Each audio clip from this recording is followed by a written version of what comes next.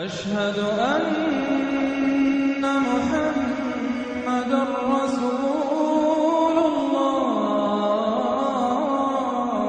राष्ट्रीय स्वयंसेवक संघ का घोषित उद्देश्य है, जो विनायक दामोदर सावरकर का है, भारत में हिंदू राष्ट्र कैसे बनेगा। भारत में हिंदू राष्ट्र बनने का तरीका वह नहीं है जो हिटलर का है, जिसमें सफाई का मामला है। भारत में हिंदू राष्ट्र बनने का मतलब है मुसलमानों को अंगूठे के नीचे रखना, उनको पूरी तरह से दोयम दर्जे के शहरी में तब्दील कर देना। वे अपनी मर्जी से अपने तरीके से कुछ भी नहीं कर सकते, वो हम नहीं करने देंगे। हम उन्हें बताएंगे कि उन्हें किस तरह जीना है। तो यानी यह जो पूरा मॉडल है, यह मॉडल, इसे हम कहते हैं, ये डोमिनेशन पर आधारित मॉडल है, जिसमें मुसलमान पूरी तरह से एक डोमिनेटेड कौम रहेगी। उसको जिंदा रहने दिया जाएगा, लेकिन वो डोमिनेटेड रहेगी, उस पर कब्जा रहेगा। हम उसके किसी भी जीवन की किसी भी गतिविधि को कभी भी नियंत्रित कर सकेंगे। राष्ट्रीय स्वयंसेवक संघ का घोषित उद्देश्य है। दोस्तों, जय श्री राम, हर हर महादेव। कुछ दिन पहले एक ट्रेंड चल रहा था आई लव मोहम्मद के नाम से। मुझे कोई दिक्कत नहीं, कुछ दिन पहले क्या, तुम आज भी चलाओ, कल भी चलाओ, हमें कोई दिक्कत नहीं है। फिर एक लड़का आता है जिसका नाम है अभिषेक ठाकुर, जो मेरे साथ में बैठा है, छोटा भाई है अपना। इसने बस पूछ दिया कि मोहम्मद की कोई फोटो है क्या, दिखा दो अगर फोटो है तो। तुम आई लव मोहम्मद चला रहे हो, अगर हम आई लव महादेव चलाएंगे, आई लव कृष्ण चलाएंगे, आई लव राम चलाएंगे, हम दिखाएंगे फोटो। पूछो हमसे, सिंपल सी बात है। तो भी दी गई, आप लोग बता रहे थे। सिस्टर को दिया। अच्छा, आपको दिया गया। आपको क्या बोला गया? मुझे चमार बोला गया। मेरे को पहले पूछे कि तेरा नाम क्या है करके, तो मैंने अपना पूरा नाम बताया। तो बोले तुम लोग तो चमार लोग हो, नीच लोग हो, ऐसे करके बोला गया। और बोले तुम लोग तो 200-300 रुपए में कहीं भी आ जाते हो, ऐसे करके। और वो लोग सारे लोग नशे में थे। ये सब पुलिस के सामने हुआ? ये सब पुलिस के सामने हो। पुलिस वाले लोग पूरे सुन रहे थे, हमको जो गाली दिया जा रहा था वो सारी बातों को लोग सुन रहे थे। बोला जा रहा था कि हम मणिपुर बना देंगे करके, मणिपुर में जो हादसा हुआ था ना वो बना देंगे हम करके। और ऐसा बोला जा रहा था कि तुम्हारे साथ तो रेप करेंगे हम लोग, तुमको भीड़ में घसीट के रेप करेंगे तुम्हारे साथ में, तुम्हारे कपड़े को फाड़ेंगे, तुमको पूरा नंगा कर देंगे, इस तरीके से। जो दूसरे को दुख देकर हंसता है, होनी उसे दुख देकर 100 बार रुलाती है। इसलिए दूसरों को दुख देने से पहले इतना अवश्य सोच लेना चाहिए कि यदि इसी दुख का वज्र अपने सिर पर गिरे तो क्या होगा। महादेवी, जिस प्रकार बिच्छू को यह ज्ञान नहीं होता कि उसका डंक केवल किसी और को नहीं स्वयं उसे भी चुभ सकता है, उसी प्रकार एक दुष्कर्मी को भी यह ज्ञान नहीं होता कि उसका दुष्कर्म स्वयं उसे भी हानि पहुंचा सकता है।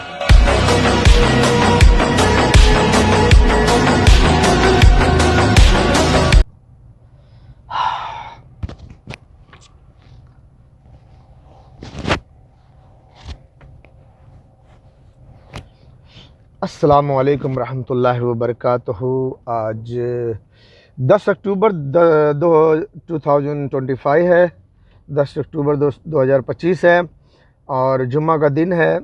और आज की ये दूसरी वीडियो है। सुबह के तकरीबन कुछ कम पौने 10 बज रहे हैं, पौने 10 बज रहे हैं। मेरे दोस्तों, जब एक इंसान को आप बिल्कुल फ्री छोड़ देंगे तो वो आपके कांधे पर आकर आपके कान में बुल्ली डालकर सुसु करेगा। आप उसको नज़रअंदाज करोगे, वो आपके सर पर बैठकर आपके सर पे सुसु करेगा। आप जितना उसको हाँ में हाँ मिलाओगे, जितना उसको छोड़ोगे, बर्दाश्त करोगे, उतना वो तुम्हारे ऊपर सुसु करते जाएगा। जितना तुम दबोगे उतना वो दबाते जाएगा। ऐसा ही कुछ है, हिंदुस्तान की सरकार मुसलमानों को दबाती चली आ रही, दबाते चली आ रही।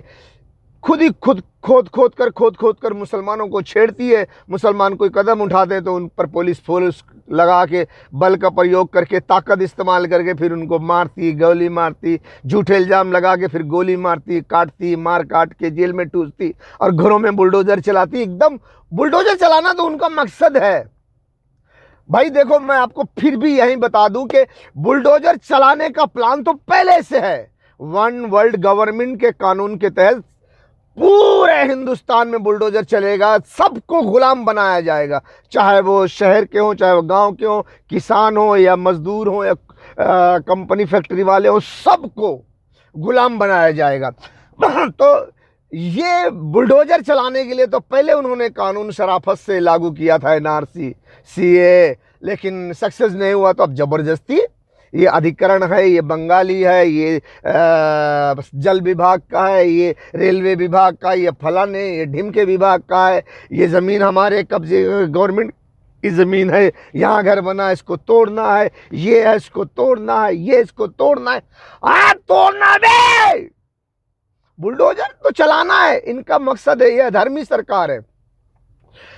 भगवत गीता में, रामायण और भगवत गीता में, काल्की पुराण में, भविष्य पुराण में और गरुड़ पुराण में, श्रीमद् भगवत गीता भगवत में जो कुछ, श्रीमद् भगवत पुराण में जो कुछ घोर कलयुग की भविष्यवाणी बताई गई है, घोर कलयुग के बारे में बोला गया है कि घोर कलयुग का राजा कर के नाम पर लोगों का माल और लोगों की स्त्री लूटेगा। जो बोलेगा वो करेगा नहीं, जो करेगा वो बोलेगा नहीं। तो ये वही सरकार है, अधर्मी सरकार है। ये लोगों के घरों को गिरा करके, बुलडोजर चला करके ये तमाम औरतों को बाजार में बिठाने वाले हैं। यही प्लान है इनका। तो इस प्लान के मुताबिक ये काम कर रहे हैं। इन्होंने शुरुआत की थी एनआरसी से, लेकिन एनआरसी भी सक्सेसफुल नहीं हुए। उसके बाद उन्होंने दूसरे तरीके से, आखिर घर तो तोड़ना ही था, वो तोड़ रहे हैं। अब एक एक मुसलमान को उलझा रहे हैं, उखाड़ रहे हैं, लड़वाएंगे, अपने गुंडे भेजकर वो रास्ता बनाएंगे और फिर पीछे से पुलिस जाकर के वहाँ बुलडोजर चलाएगी, मारेगी, काटेगी, जेल में डालेगी, बुलडोजर चलाएगी। काम वही करेगी जो अमेरिका, ब्रिटेन, फ्रांस, इजराइल ने इनको दिया है। अधर्म का काम, इल्यूमिनेटी खुफिया एजेंसी का जो मकसद है वही अधर्म का काम होगा इनका। और वही अधर्म का काम का ठेका लिया है, पैसा लेके ठेका लिया है मोहन भागवत जी। मोहन भागवत जी, उन्होंने ये वीडियो में भी मैं आपको दिखाता हूँ, दिखा दूंगा, लेकिन फिर भी एक बार सुन लीजिए ताकि प्लेस भी रह जाएगा। मैं आपको बता देता हूँ कि ये राष्ट्रीय स्वयंसेवक संघ का घोषित उद्देश्य है, जो विनायक दामोदर सावरकर का है, भारत में हिंदू राष्ट्र कैसे बनेगा। भारत में हिंदू राष्ट्र बनने का तरीका वह नहीं है जो हिटलर का है, जिसमें सफाई का मामला है। भारत में हिंदू राष्ट्र बनने का मतलब है मुसलमानों को अंगूठे के नीचे रखना, उनको पूरी तरह से दोयम दर्जे के शहरी में तब्दील कर देना। वे अपनी मर्जी से, अपने तरीके से कुछ भी नहीं कर सकते, वो हम नहीं करने देंगे। हम उन्हें बताएंगे कि उन्हें किस तरह जीना है। तो यानी यह जो पूरा मॉडल है, यह मॉडल, इसे हम कहते हैं, ये डोमिनेशन पर आधारित मॉडल है, जिसमें मुसलमान पूरी तरह से एक डोमिनेटेड कौम रहेगी। उसको जिंदा रहने दिया जाएगा, लेकिन वो डोमिनेटेड रहेगी, उस पर कब्जा रहेगा। हम उसके किसी भी जीवन की किसी भी गतिविधि को कभी भी नियंत्रित कर सकेंगे। राष्ट्रीय स्वयंसेवक संघ का घोषित उद्देश्य है नीचे रखना। ये पूरी वीडियो इसमें डाल दूंगा। ये आरएसएस का कहना है, ये बंदा आरएसएस का नहीं है, लेकिन ये आरएसएस का कहना ये लोगों को बता रहा है। ये आरएसएस का होगा मुझे पता नहीं, लेकिन ये बता रहा है कि ये कहना, ये मकसद आरएसएस का है, मोहन भागवत का है, सावरकर के लोगों का है, संघ का है। तो ये लोग हमें अंगूठे के नीचे रखना चाहते हैं और हमको हमारी मर्जी से मुसलमान भी नहीं होने देंगे। ये अपनी मर्जी से कौम बनाएंगे। जैसे बहुत पहले आदित्यनाथ योगी ने कहा था कि हम इनको एक नई कौम बना देंगे। कहा तुम्हारे अब्बा का गुलाम है क्या हम, कि हमको एक नई कौम बना दोगे। बहरहाल मैं एक ज्ञान के आधार पर बात करना चाहता हूँ, अभी गर्म दिमाग से नहीं, ठंडे दिमाग से।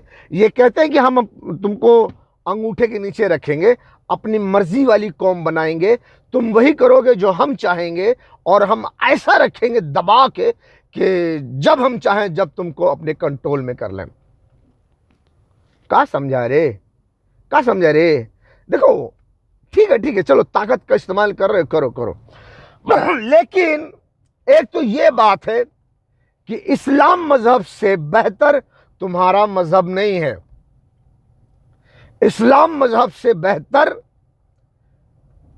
ये आरएसएस का जो भी मजहब ये लागू करेगा अधर्म का, वो मजहब नहीं है। हिंदू सनातन धर्म भी इस्लाम के मजहब से बेहतर नहीं है। ऊंचे लेवल में मैं जाके बात करता हूं।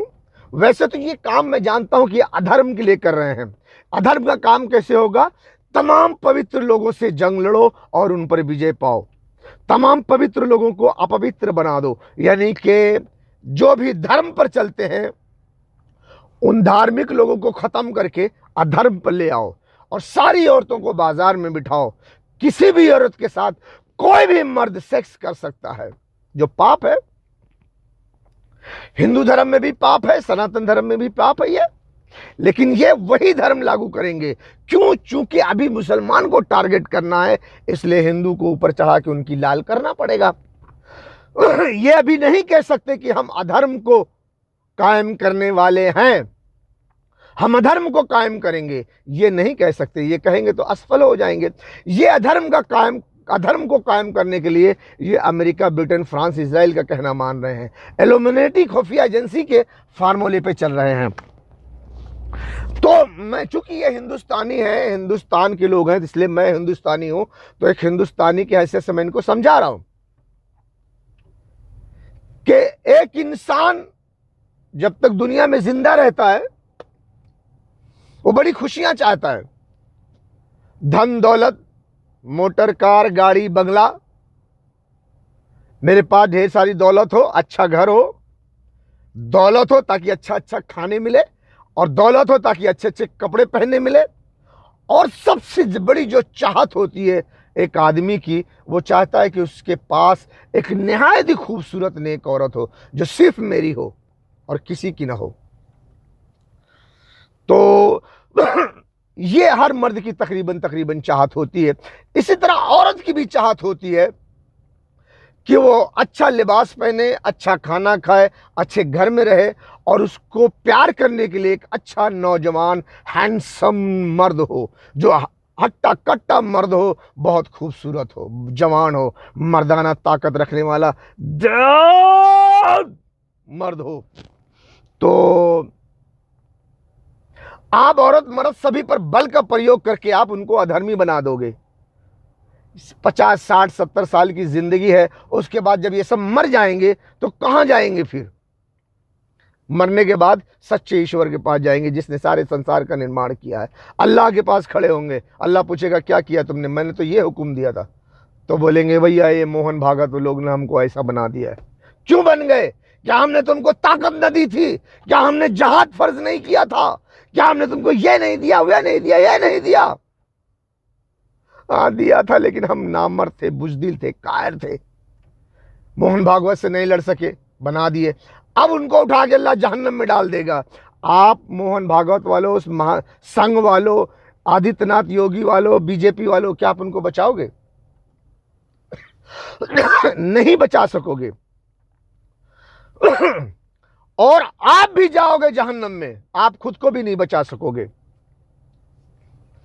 अब जब मुसलमान सही रास्ते पे चल रहा है तो आप उसको ताकत के बल पर, बल का प्रयोग करके उनको गलत रास्ते पे डालोगे। ये एक अपनी जगह है। अगर आप सोचते हो या कोई हिंदू सोचता है जो ये नहीं जानता कि ये मोहन भागवत संघ और बीजेपी वाले ये अमेरिका की ताबेदारी करके दुनिया भर में अधर्म फैलाना चाहते हैं, वो अधर्म जिसका कोई धर्म नहीं, सारी औरतों को बाजार में बिठाना चाहते हैं, एक आम हिंदू तो नहीं जानता। तो वो हिंदू तो इतना जानता है ना कि अगर एक मुसलमान को उसके इस्लाम से फेर दिया जाएगा, मरने के बाद उसको औरत चाहिए तो कहां से मिलेगी? मरने के बाद उसको रोटी कपड़ा और मकान चाहिए, महल अच्छा चाहिए, प्यार करने के लिए अच्छी खूबसूरत औरत चाहिए, कुंवारी लड़की चाहिए जो कोई मर्द उसको छुआ तक ना हो। इस्लाम में ऐसी औरत दी जाएगी जो किसी मर्द ने नहीं छुआ, ना इंसान ने, ना जिन ने। अब हिंदू में मिलेगी, सनातन धर्म में मिलेगी। सनातन धर्म वालों को चैलेंज करता हूं, अगर एक सच्चा हिंदू मरता है, स्वर्ग में जाता है, तो उसको स्वर्ग में कोई ऐसी औरत मिलेगी जिसको किसी मर्द और किसी जिन ने न छुआ हो। सिर्फ उसको वही मर्द छुएगा, उसके सिवा कोई मर्द उसके साथ सोहबत ना किया हो, सेक्स ना किया हो। है कोई ऐसी औरत स्वर्ग में? है तो बताओ।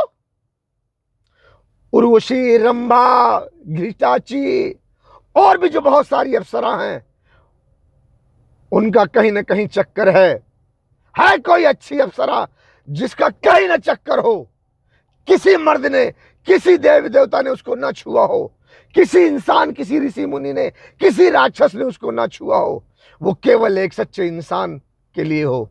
बताओ हमें, बताओ। आदित्यनाथ योगी जी गला पकड़ लिया, कोई बात नहीं, गला तो कभी अच्छा ही नहीं था, जाने दो। मेरी आवाज जा रही ना? ए आदित्यनाथ योगी जी, बुलडोजर बाबा, गज़वे हिंद की नीयत रखने वाले को तुम जहन्नम में पहुंचा दोगे। मरने के बाद जिनको तुम ताकत के बल पर हिंदू बनाओगे, उसको अगर एक अच्छी लड़की चाहिए तो कहां से लाओगे? हाँ, इस्लाम में तो मिल रही है, तो तुम उसको क्यों वहां से हटा रहे हो?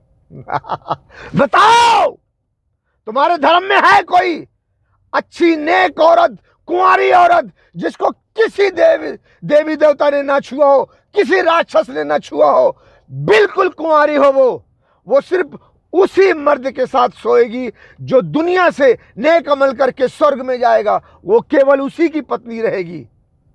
है कोई एक ठो बता दो, बताओ एक ठो। आदित्यनाथ योगी जी, चैलेंज करता हूं मैं तुमको।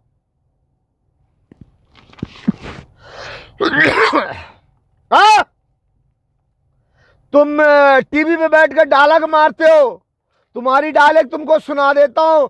आदित्यनाथ योगी जी, तुम कहते हो छेड़ोगे तो छोड़ेंगे नहीं। हाय हाय हाय हाय, छेड़ोगे तो छोड़ेंगे नहीं, ये नया भारत है। हाय हाय हाय हाय, छेड़ोगे तो छोड़ेंगे नहीं, ये नया भारत है। बड़े खुश हो जाते हो और कहते हो मुसलमानों, गज़वे हिंद का ख्याल भी किए तो जहन्नम में पहुंचा दूंगा। हाँ, और तुम चाहे जितना इस्लाम को छेड़ो, चाहे जितना मुसलमान बहन बेटियों की इज्जत आबरू से खेलो, तुम चाहे जितना बल का प्रयोग करके मुसलमानों के घरों पे बुलडोजर चला दो। चलो भाई ठीक है, तुम बल प्रयोग करो, हम तुम्हें छेड़ेंगे। अब तुम हमें छोड़ना मत। अरे ओ बुलडोजर बाबा, अब हम तुम्हें छेड़ेंगे, तुम हमें छोड़ना मत। यार, कुल्लु नफ्सिन जायकुतुल मौत, हर नफ्स को मौत का मजा चखना है। दुनिया में जो नफ्स है, जो आया है, उसे मरना है। तो मरना तो एक दिन है ही है, उसकी तारीख मुकर्रर है उसकी तारीख। कल मौत आने वाली आज नहीं आ सकती, और अभी मौत आने वाली कल तक टल नहीं सकती, एक पल के लिए भी टल नहीं सकती। तो योगी जी तैयार हो जाओ, तुम्हें छेड़ने वाला कोई आ रहा है, तैयारी कर लो। एक ऑप्शन दे रहा हूं, स्वर्ग लोक में एक ऐसी कन्या बता दो, एक ऐसी अप्सरा बता दो जिसको किसी देवता ने छुआ तक न हो, जिसको किसी राक्षस ने छुआ तक न हो, जो पैदा हुई हो, जवान हो, खूबसूरत हो, औरत हो, वो केवल दुनिया से जो नेक अमल करके जाएगा उसको मिलेगी। ऐसी कोई एक नेक औरत है जिसको किसी ने जिसके साथ सेक्स नहीं किया हो? एक अप्सरा का नाम बताओ, एक स्वर्ग में एक अप्सरा को दिखाओ मुझे। तुम्हारे किसी 4 वेदों में, किसी वेद में लिखा है तो दिखाओ।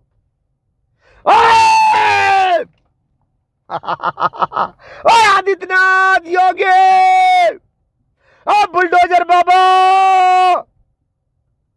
अब हम तुमको छेड़ेंगे, तुम हमको छोड़ना नहीं।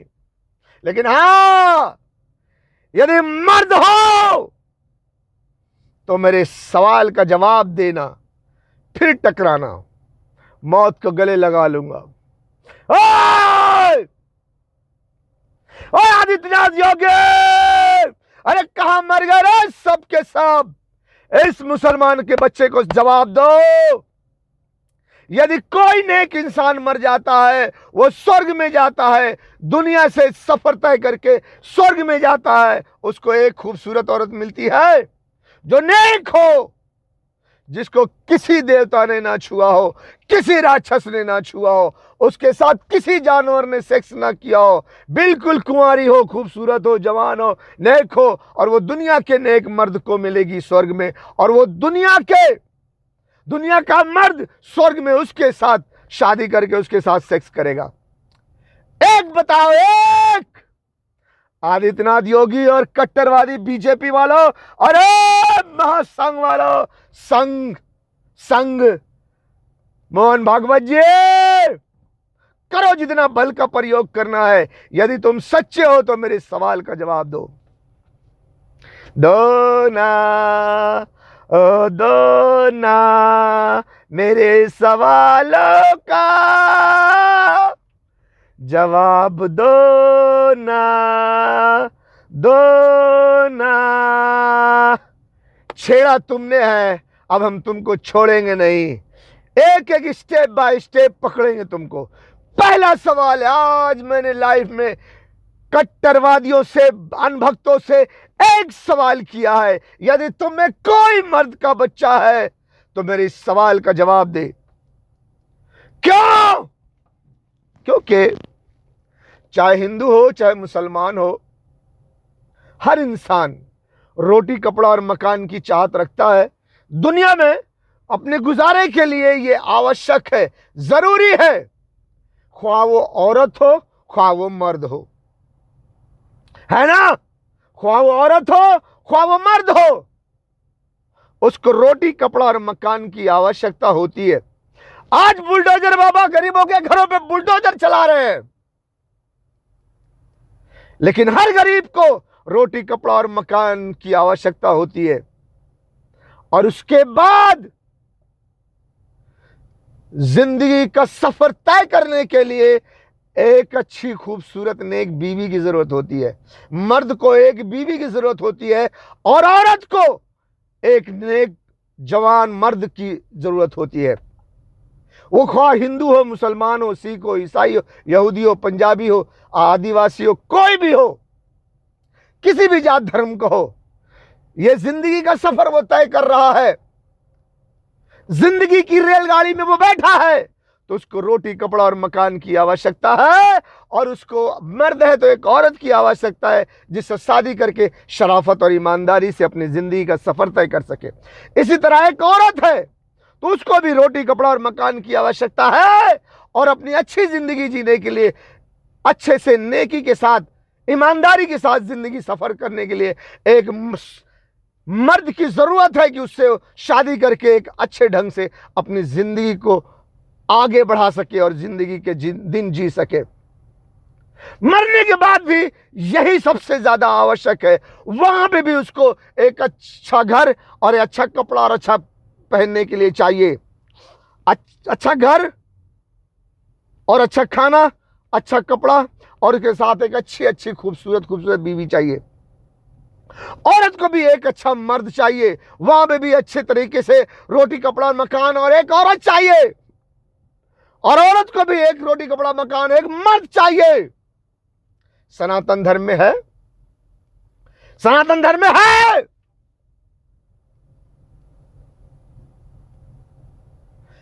सवाल का जवाब दो। हिंदुस्तान में 90 करोड़ हिंदू हैं, 25 से 30 करोड़ मुसलमान हैं। टोटल आबादी 140-145 करोड़ की है सिर्फ हिंदुस्तान में। कोई पंडित, कोई आदित्यनाथ योगी, मोहन भागवत मुझे यह बताए कि इंद्र के स्वर्ग लोक में, इंद्र के स्वर्ग लोक में कितनी अप्सरा हैं? 1 करोड़ हैं? वो नेक है कि बुरी हैं? उनको किस किस ने छुआ है? वो किस किस के बच्चे की मां बन चुकी हैं? उस सब को छोड़ो। स्वर्ग के राजा इंद्र जिस स्वर्ग के राजा हैं, उस स्वर्ग में 1 करोड़ नेक औरत है। 1 करोड़ नहीं यार, 100 करोड़ हिंदुस्तान की आबादी है, जिसमें 80-90 करोड़ तो मर्द होंगे ना। 50 करोड़ पकड़ लो, 50 करोड़ मर्द होंगे तो स्वर्ग में 50 करोड़ नेक अप्सरा होंगी। जहां सत्य का साथ है वहीं धर्म का वास, जहां धर्म का वास है वहीं विजय की आस। अब कोई मासूम